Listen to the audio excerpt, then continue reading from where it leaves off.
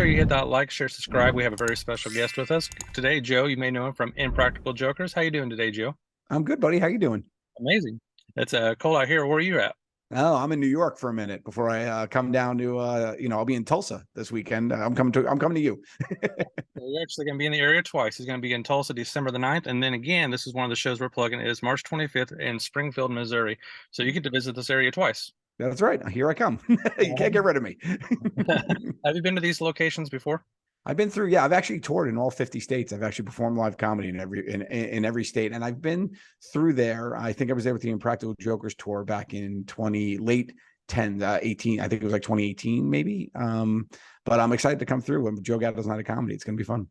Now, I want to say Impractical Jokers is one of my favorite shows because I remember watching it whenever I was in school. And impressive, your debut had 32 million viewers just on the first episode. What was that experience like finding out those numbers? Yeah, it was insane. I couldn't believe that people had taken to it like that.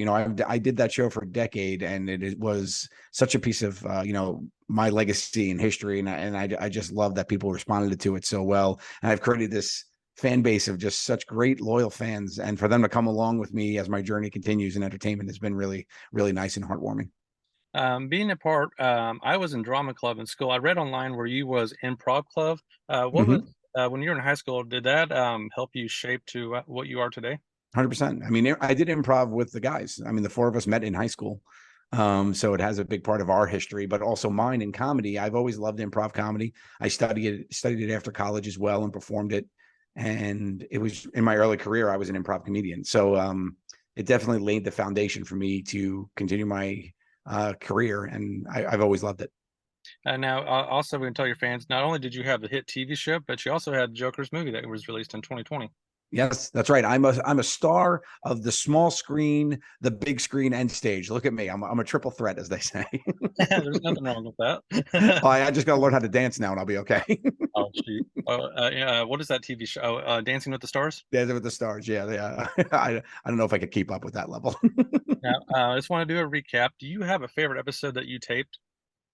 Well, it's hard to say, because we've done it for so long. There's over 300 episodes I've been involved in. It was always great. But I've always loved like the stuff that people know me and love me for, the stuff I hear from fans, the stuff that I've actually loved doing too. So I think that's great. But I've always loved being the genie. When they made me the genie, I was they dressed me up as a genie, and I had to use my body as a human wrecking ball as they flew me around the stage, and I destroyed a local playhouse stage show, which was really fun. And I've always heard that. And of course, when anybody eats potatoes, mashed potatoes, they're scoopski patatas. And I think I've ruined that dish for everyone. My favorite episode was the baseball where you were taking the autographs and Oh, that was the worst punishment of my life. Oh, that was so bad. I was stealing signed baseballs from children and putting them in my fanny pack and telling them they could buy them on eBay. because you've done so many. I was going to ask that question. Do you wish you could go back and do an episode differently? um, Differently. That's interesting.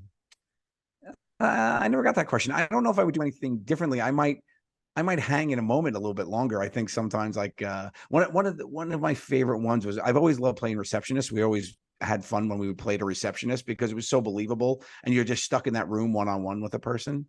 There was one where they just made me eat a sandwich and I just kept going num num num num num num. And this woman was just watching me, and I was like, I didn't eat the whole sandwich. I wonder how long she would have watched, and that haunts me at night. She was just looking at me with the weirdest face, like, is this guy serious? And she just stayed in the room, and I wonder if she would have watched me eat the whole sandwich. We want to go ahead and is there any upcoming projects you are allowed to talk about? Oh yeah, I mean, I'm love doing my podcast with Steve Byrne called Two Cool Moms. It's a podcast that we do together, and it's basically it's based on both of us had very good mothers who gave great advice, great maternal instinct, and we think we've inherited that. So we spend half the podcast talking about our growing up and stories from our childhood, and then we spend the second half helping fans who write in with their dilemmas and giving the best advice that we can to help them. Sometimes it's great, sometimes it's not, but we do what we can. We want to go for your shows coming up. Fans also have two options. They have general admission. You're also offering limited meet and greets. Yes, meet and greet for sure. I love the meet and greet for fans. It's been great to be out there, talk to people, hear their stories, and just meet them. It's great to hear what I've helped people come through. I hear all the time that my laughter is, my show is giving them laughter during tough times, and that's why I do it. I live to make people laugh, and it's good to hear people's stories, give them a hug and talk to them after and take a photo and stuff. So it's been really great. And then we want to talk about the tour dates. Now, you have an impressive calendar, and this stretches all the way through April 23rd. I believe it says Rochester is your last show. Are you adding more? For that portion of it, yeah, then there'll be more to follow, but this is the first through the spring. All right. And then one of the things that means a lot to you is we're going to add these links below. Can you briefly talk about your anti-bullying, how you go around helping children?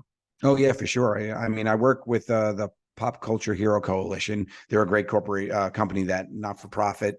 That at Comic Cons, they have me on panels and whatnot, and we just talk about the importance of being kind to each other, especially kids growing up through school, and ways that could help people to deal with bullying, and just basically to be kind to each other. So I get out there and try to preach that and let people know my story about how I grew up in high school being bullied as a nerdy mathlete. I was on the math team, the bowling team.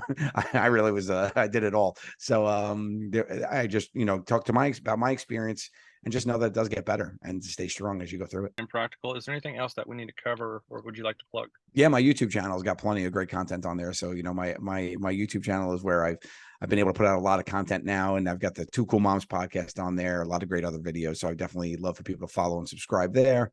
And of course, online, all my social media links will be below. I'm sure you're going to put all there. My Instagram @Joe_Gatto, and that's it.